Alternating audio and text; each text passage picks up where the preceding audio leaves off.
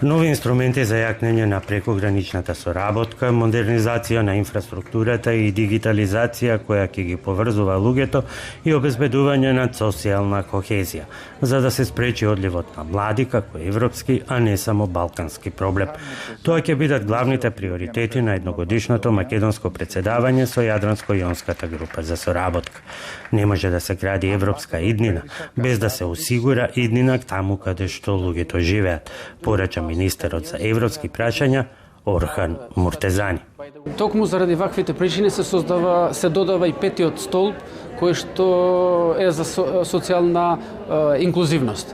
Ние не може да продолжиме да зборуваме за европска перспектива на земјата ако нашите граѓани, а првенствено младите, немаат осет дека нивните соништа еден ден може да се остварат во нашата земја. Овој столб претежно ќе се бави со инклузија, првенствено на младите во склоп на Советот, меѓутоа ние мора да најдеме начини, прво како што неколку пати беше спомнато денес, младите колку што е можно повеќе да ги задржиме во регионот, а тоа е со инклузивност, со вклучување и со стратешки партнерства. Грчките представници одбегнаа да одговорат како ќе јакне регионалната соработка, ако и по договорот од Преспа целосно се закочени значајни инфраструктурни проекти и билатерални договори, но упатија охрабрувачки пораки.